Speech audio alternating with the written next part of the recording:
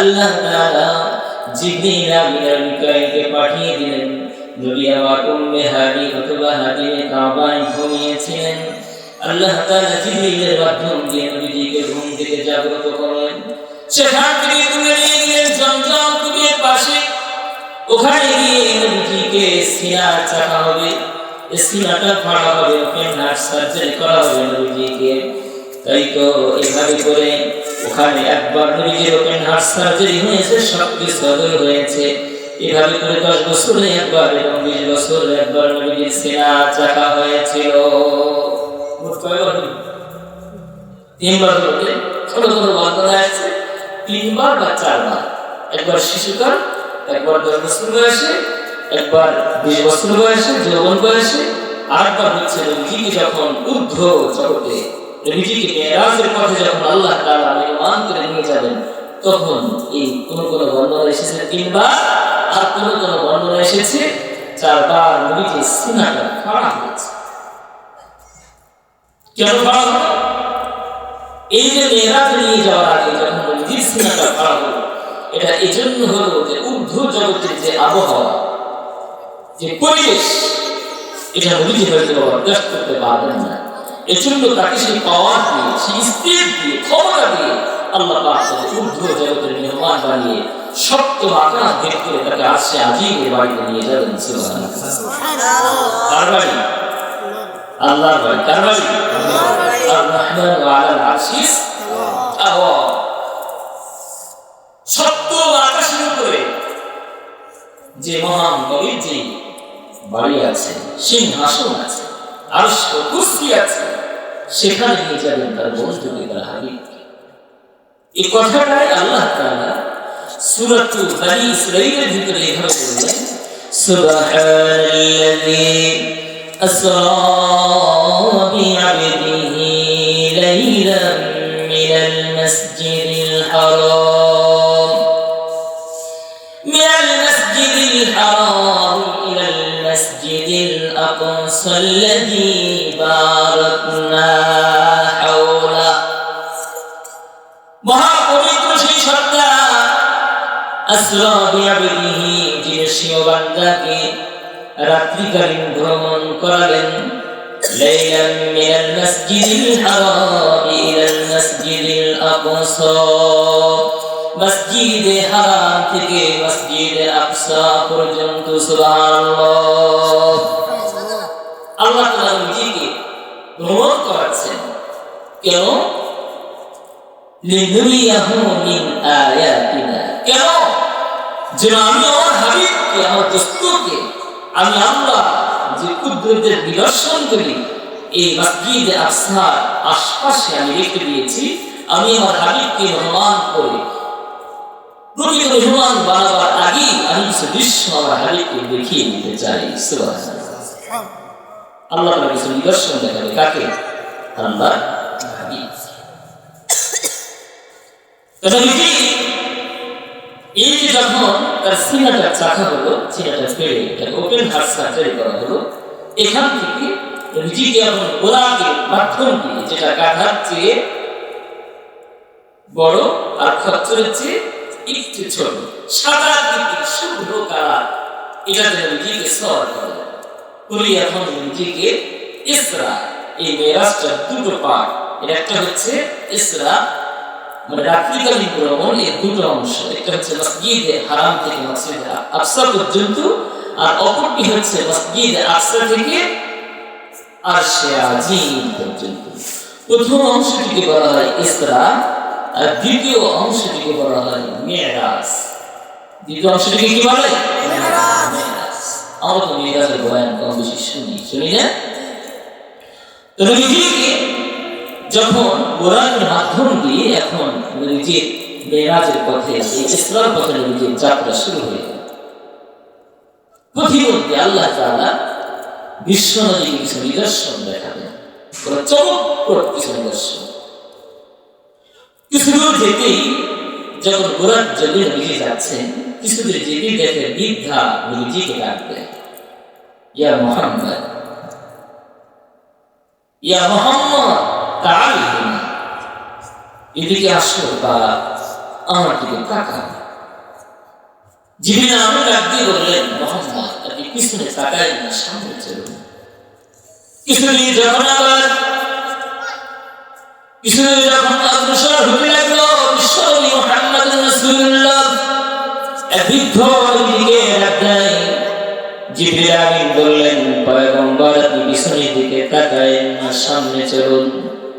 সামনে আবার যখন কিছু দূর এগিয়ে যায়, একটা জামাত থেকে বিশ্বনবীকে সালাম দেওয়া হয়, আসসালামু আলাইকা ইয়া আউয়াল, আসসালামু আলাইকা ইয়া আখির, আসসালামু আলাইকা ইয়া হাশির। নবীজিকে তিনটা শব্দ দিয়ে পয়গম্বর হাবিবকে যখন সালাম দেওয়া হলো, নবীজি বললেন আপনি তাদের সালামের জবাব দিন। আর মুহাম্মদ শুনে রাখেন যে বৃদ্ধা আপনাকে ইতিপূর্বে ডেকেছিল, ওই বৃদ্ধা হলো দুনিয়া। আপনাকে আমি দুনিয়ার দিকে তাকাতে বারণ করেছি হাবিবে, এজন্য যেটা করে আপনি যেন দুনিয়ার দিকে আসক্ত না হয়ে যান, আর আপনার উম্মত যেন দুনিয়ার দিকে আসক্ত হয়ে না যায়, এজন্য আমি আপনাকে ওদিকে তাকাতে বারণ করেছি। ওই যে বৃদ্ধ আপনাকে ডেকেছিল হাবিব, বৃদ্ধ হলো শয়তান। আপনি যদি শয়তানের দিকে ধাবিত হলেন, আপনার উম্মত ধ্বংস হয়ে যেত হাবিব। এজন্য আমি আপনাকে সেদিকে তাকাতে বারণ করেছি। সামনে চলুন, অনেক কিছু দেখতে পাবেন। আমার আপনার হাবিব বিশ্বনবী মুহাম্মদ রাসূলুল্লাহ যখন সামনের দিকে আগাচ্ছেন, এগোতে এগোতে দেখে যে কিছু লোক তারা এমন একটা আচরণ করছে যেটা নবীজি হতবাক হয়ে গেলেন তাদের আচরণ দেখে। দেখি কিছু মানুষ যাদের নখগুলি তামাক বড় বড়, এগুলি দিয়ে মুখটা এভাবে আঁচড়াচ্ছে, শরীর আঁচড়াচ্ছে, গোটা শরীর এই নখ দিয়ে আঁচড়ি আঁচড়ি রক্তাক্ত করে ফেলছে। নবীজি জিবরিল আমিনকে জিজ্ঞেস করলেন, জিবরিল কি ব্যাপার?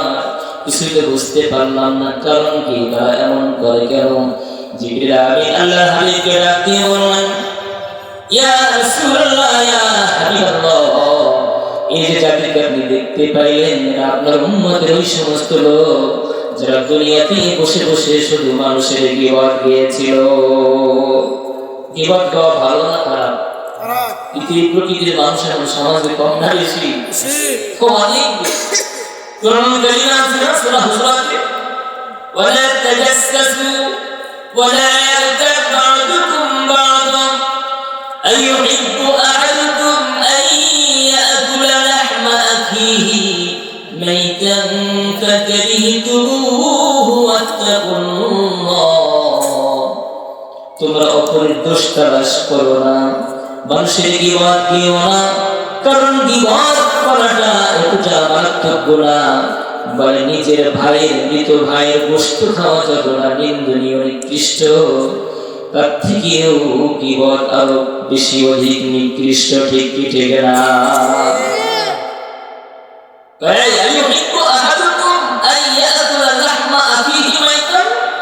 তোমরা কি কেউ ওটা পছন্দ করো যে তোমরা তোমাদের মৃত ভাইয়ের গোশত ভক্ষণ করবে? তোমরা তো এটা বড়ই অপছন্দ করো। আল্লাহকে ভয় করো মানে কি? গীবত থেকে আল্লাহর ভয়, জাহান্নামের ভয়, পরকালীন জীবনের শাস্তির ভয়, অহংকার থেকে নিজেকে বাঁচানোর জন্য গীবত থেকে দূরে থাকুন। এজন্য ভাই, গীবতের মাধ্যম দিয়ে আমরা মানুষের ইজ্জত আর সম্মান শ্রীনি খেলি। ঠিক কি ঠিক না? এটা আমাদের জন্য উচিত। আমরা প্রচন্ড মাত্রায় মানুষের গীবত দেয়। সমাজের ভিতরে এগুলি খুব মহামারী আকার ধারণ করেছে। এটা গীবত থেকে আমাদের ফিরে আসতে হবে। গীবত আসাধ্য বিনাশ জিনা, গীবত জিনার থেকেও মারাত্মক। এই গীবত থেকে আমাদের ফিরে আসতে হবে। বিশ্বনবীকে আল্লাহ তাআলা তাই তো মিরাজের পথে এটাই দেখালেন যে দেখেন জাহান্নামের ভিতরে এই যে কিছু লোকদেরকে আপনি দেখতে পাচ্ছেন, যারা তামাম নখ দিয়ে নিজের মুখ এবং শরীর নিজেরাই আশ্রিয়ে আশ্রিয়ে রক্তাক্ত করছে, ওরা হচ্ছে সমাজে আপনার উম্মতের ওই সমস্ত লোক যারা মানুষের গীবত করতে খুবই পছন্দ। এজন্য আমাদেরকে এই গিবত থেকে ফিরে আসতে হবে, পারবো না ইনশাআল্লাহ। ঈশ্বরী সামনে আগাচ্ছে, কিছুদিন আগে দেখে যে কিছু মানুষ তারা রক্তের নদীর ভিতরে সাঁতার কাটছে, রক্তের নদীর ভিতরে সাইডে লোকজন দাঁড়িয়ে আছে, ফেরেশতায় হবে, তারা পাথর নিয়ে তাদেরকে পাথর ছুঁড়ে মারছে, আবার তারা নদীর ভিতরে মাঝের দিকে চলে যাচ্ছে। জিবরিল আমিনকে নবীজি ডাক দিয়ে বললেন, জিবরিল ব্যাপারটা তো বুঝতে পারলাম না, কারণ কারা, কি কারণে তাদেরকে শাস্তি দেওয়া হচ্ছে? জিবরিল আমিন আল্লাহ হাবিবকে ডাক দিয়ে বললেন, হাবিব, এরা আপনার উম্মতের ওই সমস্ত লোক যারা সমাজে বড় সুদখোর ছিল, কি ছিল, যারা এনজিও আশা, নিরাশা, ভরসা, হতাশা বিভিন্ন নাম দিয়ে গরিবকে গরু ছাগল এদিক সেদিক অনেক কিছু কিনে দেওয়ার, ক্রয় করে দেওয়ার স্বপ্ন দেখাতো, মানুষকে নকলি ব্যবসা করো, চাকরি করো, বিদেশ যাও, নানান ভাবে মানুষ সমাজে মানুষদেরকে তারা লোক দেখাতো, কিন্তু আসলে তারা উপকার করে নাই, বরং উপকারের নামে মানুষের অর্থগুলি, রক্ত পানি করা অর্থগুলি তারা চুষে চুষে খেয়েছে। নাউজুবিল্লাহ। সমাজের ভিতরে এই সুদ করে এখন নাই, আছে আমাদের গোপীনাথের নাই, তাই না? এগুলো ইরান, তুরান, জাপান আছে, কমিউনিস্ট দেশে আছে, তাই না? প্রচন্ড মাত্রায় সুদ হয়ে গেছে। আমি কত জমায় মানের করে বললাম, দেখেন আজকে যদি আমি হতো আপনাদের বলি যে ভাই আমার 10,000 টাকা লাগবে, দিলেন? কেউ দিলেন না। সাত দোকানের পিছনে গিয়ে যদি বলি 10,000 টাকা দেন, আপনার 2,000 টাকা লাগবে মনে হয়, আপনি তো লুঙ্গি করে দাঁড়ায় যাবেন। আছে না ভাই? এই পাবলিক নাই? এই কথা আছে, লাভে লোহা বয়, বিনা লাভে তুলাও বয় না, তাই না? মানুষ এখন লাভের পাগল, কিন্তু সে দুনিয়ার দিকে সত্য উদ্ধার করতে গিয়ে সে জাহান্নামে তীর হয়ে গেছে, এই ব্যাপারে তার কোনো খবর নাই। ঠিক কি ঠিক নেই? আরে ভাই, আমাদের ভিতরে প্রতিজ্ঞার কত দরকার ছিল যে আমি মরে যাব, আমি না খেয়ে খেয়ে শুকিয়ে কাঠ হয়ে যাব, কঙ্কাল হয়ে যাব, আমি মারা যাব, কিন্তু একটা পয়সা আমি সুদের টাকা আমার পেটের ভিতরে আমি হারাম ঢোকাবো না। ঠিক কি ঠিক? মক্তবের ভিতরে হুজুররা এই হাদিস পড়ায় না? কি পড়ায়? লা ইয়াদখুলুল জান্নাতা জাসাদুন গুদিয়া বিল হারাম, হারাম ভক্ষণকারী দেহ কখনো আল্লাহর জান্নাতে যাবে না। ঠিক কি ঠিক না? এজন্য ভাইরা আমার, সমাজের ভিতরে সুদখোর, ঘুষখোর, জিনাখোর, ব্যভিচার, মদখোর, বাবাখোর আর গাঁজাখোর দিয়ে সমাজটা ভরে গেছে। ঠিক কি ঠিক না? ওরে ভাই, এজন্যই আজকে যদি ওই মসজিদের মেম্বারে বসে যদি আমাদের হাফেজ সাহেব যদি একটু হক কথা বলতে চায়, দেখা যায় অনেকের লেগে যায়, আছে না নাই? তারা জুমার নামাজ পড়ে আর গামছা কোমরে বেঁধে মনে মনে অঙ্ক কষে, এই হুজুর কি আর বেশি দিন এলাকায় ধরে রাখা যাবে না। ঠিক কি ঠিক না? হক কথা বলতে গেলে চাকরি থাকে না, তাই না? কিন্তু চাকরি ভয়ে কি হক কথা গোপন করা যাবে? হক বলতেই হবে। যেমন হক কথা বলেছে হাবিব, সে মৃত্যুর আগেও বলে দিয়েছে যে দেখো, আমি যে ইনসাফ প্রতিষ্ঠা করতে যাচ্ছি, ইনসাফের বাংলা করতে যাচ্ছি, আমি হয়তো ইনসাফ সাকসেস করতে পারবো কি পারবো না জানি না।